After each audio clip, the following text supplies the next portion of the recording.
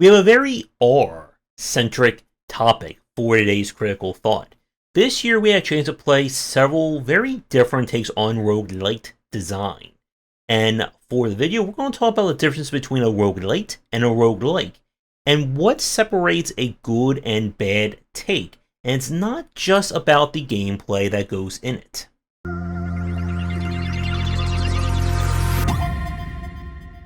So if you want the very long answer as to what is the difference between a roguelike and a roguelite, then go buy all the copies of my book on roguelike design, aka the shameless plug for today.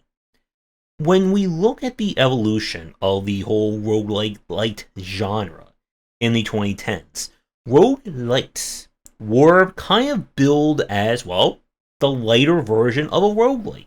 The idea that, yes, you can play a game that is very run-centric or run-focused, but you're not going back to zero when you die. There is some element of persistence, carryover, meta progression, etc. Now, traditional roguelikes do have, or some of them do have elements like that.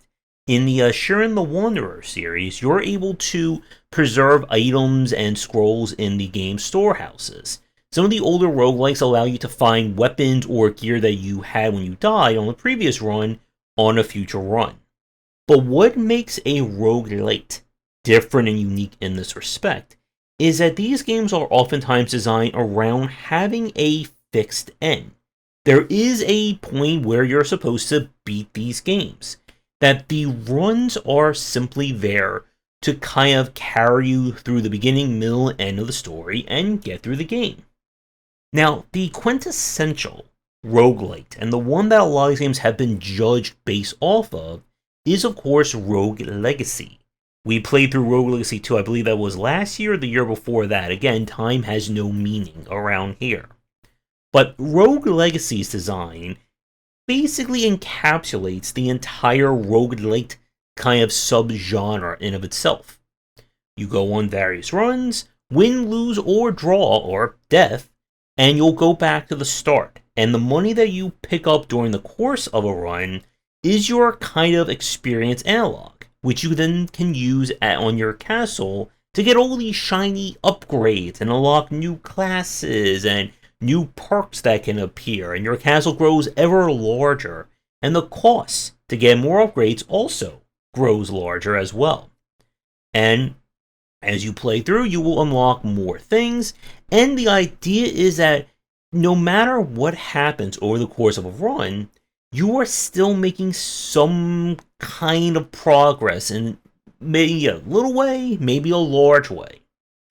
And what meta progression does in this respect is that it provides two very specific goals. The first is that it is a carrot on the stick for players, that you go further in the game, you unlock a new perk, a new weapon, maybe the levels get harder, maybe a new enemy type gets unlocked. The game is getting bigger. The other thing these do is that it provides a buffer for people who aren't as good at the core gameplay loop. In Rogue Legacy, just as we've saw in Hades and many other examples, there are people who could beat these games with like 0 buffs, character level 1, start a new file, and just immediately beat the game. And there are people who got every single castle upgrade, or every single dark mirror, whatever it was called in Hades upgrade, and then managed to win. The role of the meta progression here is that if you are not the best at this game, you can still unlock enough elements and abilities that will kind of supplement your own ability. If you're not really good at dodging, just invest heavily in health and armor, and you can kind of tank things that way. If you're really good at dodging, then just focus all on attack, offense, more dash cooldown, and all that, and you'll get through the game along those lines. The intended route, or the intended time to beat these games, is going to be variable based on the player. If you are really, really good, you probably don't need to unlock 57 different health upgrades, or keep adding more armor to the game. You could maybe get through it in half, maybe 3/4 of the time less than someone else. If you're not good at the game, again, then it's going to take you longer, but you're still being kind of drip fed the different upgrades. So you lost this run. Well, now you can unlock the double shotgun. Oh, this boss killed you because he did too much damage? Spend your upgrade material and get 30 more points of armor, and now you can shrug off those bosses' attacks. In order for a roguelite to work, again, there must be persistence. There has to be carryover, and more importantly, that carryover has to allow people of all skill levels to eventually take a crack at beating this game. Again, someone who is already phenomenal at the title, they're not going to need to worry about unlocking the best weapons, the best perks. They'll just get through it very easily, and good for them. And this is where progressive difficulty options like the Pack of Punishment, Ascension modes, and stuff like that can then be used to provide those players with more content and more difficulty. Whereas for someone who's not good at the game, they'll rely far more on those upgrades, and most likely, once they've gotten a win in the game, that's it. They're done. They don't care about 20 more levels of Ascension, or let's make the game have enemies that do 5 times more damage, and they're 3 times faster, and now there's a time limit. Oh, and now you get punished, you have to drop off a perk every time you buy a new one. They don't care about that, they don't need that, and that is perfectly fine. So, with that said, we have 2 different examples, again, keeping with this R theme for today, both beginning with the letters R, both released this year, though not any months that begin with an R.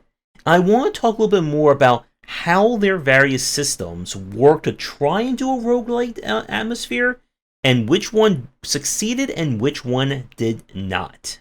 Returnal technically came out on PC this year, so I'm counting it.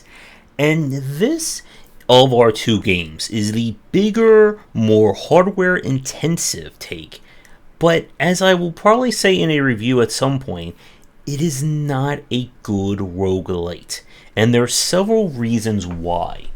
So the first one I want to talk about, and this is a general trap I see a lot of developers fall into when building a roguelike or a roguelite, is that proc gen or procedural generation will solve everything.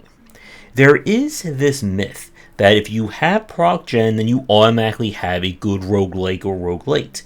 But as we've seen, as I've talked about a lot in my book, proc gen does not save a game, nor does it automatically make a game better. It's how it's being utilized within the space. In order for a roguelike and a roguelite to work, the proc gen must influence players' decision making and how they go through a run.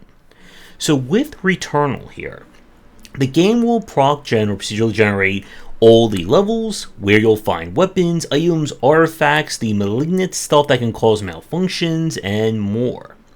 But you see, here's the dirty little secret. None of that is actually impacting what is happening on a moment-to-moment basis by the player.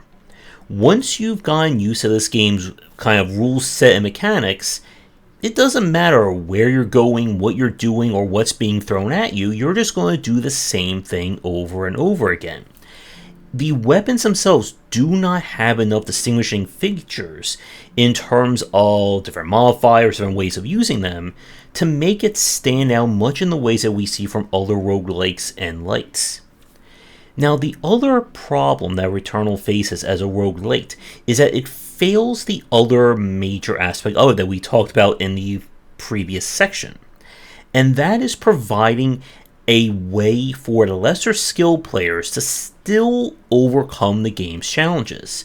With Rogue Legacy, if I'm bad at the game, I can pump up enough of my health, armor, attack, and so on to start to even things out. Same goes for playing a game like Dead Cells in terms of its persistence, and so on. Returnal does not have that. The only permanent unlocks I could find in it is giving yourself more inventory space and getting the various kinds of movement abilities that are used to get to new areas. There's nothing that gives you permanent health, more damage, making the game easier, providing any form of quality of life feature. And I know someone's going to comment and say, well, I didn't need it, so you must suck at the game. That's not the point. In order to make a roguelite, there has to be persistence that aids the player in how they play it. Something that will demonstrably make the game different as you unlock access to these features and to these pieces. I beat Returnal, quite frankly, very easily once I figured out what the game was trying to test me on. And I didn't need any kind of persistent elements, I need more health, ammo, and all that. But again, in order for a game to be a good roguelite, it has to allow or accommodate for multiple skill levels, and Returnal does not. This is a game that is squarely centered at expert third-person shooting. If you're good at that and you're good at dodging, you will beat everything this game has to offer. Now, speaking about everything this game has to offer, here's the other point where this game kind of fails on now. This one isn't exclusive to roguelike design, but I still want to mention it here. The game does not do risk-reward well, and this is oftentimes a major aspect of having different builds or different ways of playing your game. In most roguelikes and roguelites, there are a variety of ways of playing. Some are high risk, high reward. Some may be low risk, but not exactly that spiky in terms of power. And of course, we have those insane builds that you get the right items at the right time and the entire run is effectively broken for you. Returnal does not go that far, doesn't go far enough. There's a lot of risk involved in playing this game. What parasites you attach, which malignant chests or items you interact with. But the risks do not compensate, or they aren't enough to justify the reward. Potentially ruining my run with a major debuff is not worth 50 extra currency or 2 more ether. Nor is it worth maybe getting a item or consumable that, let's say, gives me more melee damage. Wow, that's great. And there has to be this sense of, again, risk and reward and how it relates to the variance of a run. Anyone who's played a Binding of Isaac, Slay the Spire, Dead Cells, anything roguelite, knows that runs can change at the drop of a dime. You could be going really well and get that one item that upsets things. Your run could be on the edge of failure, and you get that one perk or that one drop, and suddenly, you've had your complete turnaround. And that's the excitement we need in a roguelite. And this, again, goes beyond just the mechanics of the game. Returnal has some really solid elements to it, but none of that is translated or affecting its roguelite design and the idea of playing this over multiple runs. After I finished this game, I really didn't want to play anymore. I felt like I saw everything this game had in store. Whereas with other roguelites, we can usually get a lot more runs out of them, bumping up the difficulty, trying different builds, different classes, going down different routes, and so on. And it is a shame that Returnal has this fantastic gameplay, but if this is the first exposure people have to roguelite design, then they are really missing out on what makes this particular subgenre so engaging. And for that example, we're going to turn to Roboquest, the other roguelike that begins with an R that came out this year. And Roboquest, in terms of its procedural generation, is by no means at the same scale and depth that Returnal had. Every level is, I think, like 90 to 99% the same. Maybe like a bonus room is different here and there. But what this game does is that for a good roguelike and a good roguelite to work, it needs to make the moment-to-moment side of things feel different on each run. And the game handles this on several fronts. What classes you choose, or what class you choose from, will affect your perks, as well as your overall strategies. You get the different weapons, and the weapons themselves are procedurally generated and will mix things up and force you to adapt on a run-by-run basis. And how you play through every single run of Roboquest. It's going to be highly dependent on the weapons you're getting, the perks you're getting, and trying to make everything work. And this is what we want to see from a run-based game. That sense that while the general gameplay loop is not changing, how you approach it does. Now, where Returnal did not go far enough with its persistent elements and the roguelite nature, Roboquest really goes all in that respect. The footage that you're seeing right now is taken from playing this game at max difficulty with all gadgets and unlocks available.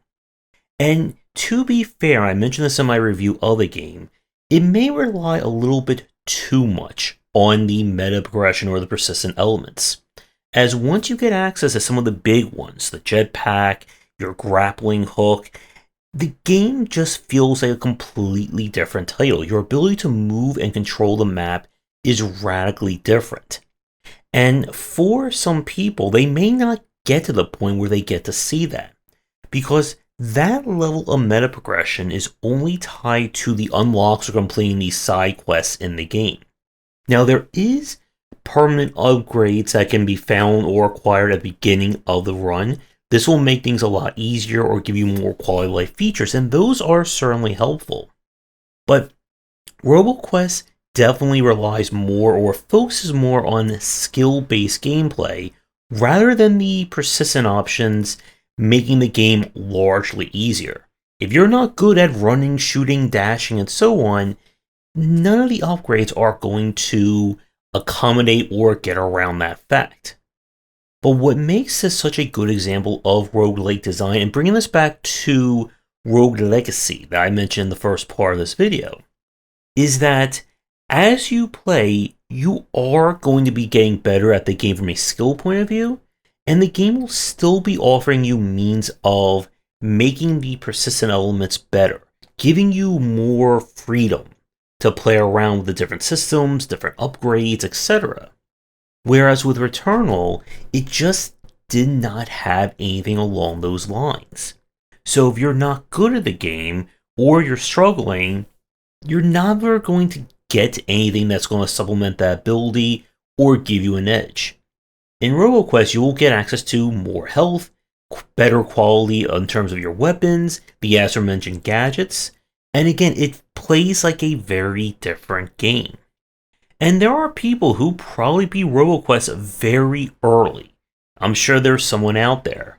But this game is definitely designed around its meta progression and its persistence as a way of keeping the player engaged for one more run, while giving them more things, more unlocks, more good stuff. And with this game, I'm hoping we do get there, hoping to have like an expansion of some kind come out in the future. And I would like to see more elements to mix up the runs, maybe more paths and so on. Now, to begin to wrap things up for our video, good roguelite design is about keeping the player motivated to keep playing run by run while not resetting them perfectly back to zero. There's going to have to be some kind of progress that carries over, whether it's very small progress or very large progress. If it doesn't have that, then you really don't have an example of a roguelite. And if it's not enjoyable or different enough to play run by run, then you arguably don't really have a roguelike either. And for people who play through both games, I'm curious what you thought about them from their roguelite systems aspect. And can you think of other games, whether they are roguelikes or roguelites, that did meta progression well that we didn't mention or talk about here? I'm sure there are quite a few in the deck builder side of things. For the developers watching, I would certainly recommend playing Roboquest if you want a great example of roguelite design.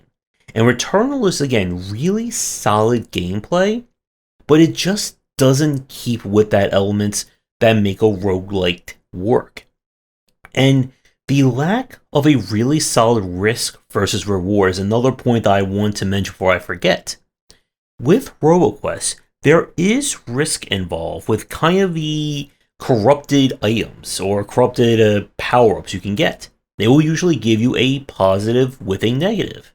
Some of them are quite negligible, such as, okay, so this can maybe cause you to burn, which only affects your scratch damage, so as long as you never get hit, there's no downside. To something that can be very detrimental, like lowering your character's movement speed and then realizing that every enemy can just wail on you while you're trying to get around. But it's always up to the player to decide what they want to take at any given run. There has to be the player's impact on a roguelike or roguelite for this to work. If they don't have that choice, any kind of impact on what they're getting, where they're going, etc., then it just turns into a case of either the player being so good at the game they don't need to worry about it, or they're having so much trouble they're not going to be able to get that break. And maybe that lucky weapon drops or that lucky item. But if it's one run out of 15, 20 that they have a snowball's chance in heck to win, it's not going to feel good to play. People like roguelike and roguelike design for the craziness of the runs, where a run that is going well can just end in failure at a moment's notice, or a run where you did not think you were going to win comes with a late, emergency or surprise twist that leads to you winning. And it's that excitement, that level of variance, that keeps people engaged in these games, and it's why this genre is very hard to do really well. And it's also the reason why the examples that do succeed, your Slay the Spires, FTLs, Gunfire, Roboquest, and so on, they become immensely popular. And again, it's why so many people have tried to make a roguelike just as they try to make a Bullet Heaven, a VS-like, however you want to call them. But getting this right and doing your own thing requires understanding what makes the genre work and doesn't work at the same time. And if you don't do that, then you're just going up with a game that just does not appeal to either fans of roguelikes, roguelites, or any other examples of rogues that you can think of. That's going to do it for today's video. Thank you so much for watching. Be sure to do the YouTubing stuff people tell you to do. If you're interested in more of my thoughts on design, check out my books wherever they are sold. Visit our Discord and Patreon, and come back for daily discussions on game design here, and on game wisdom, where some of the art and science of games.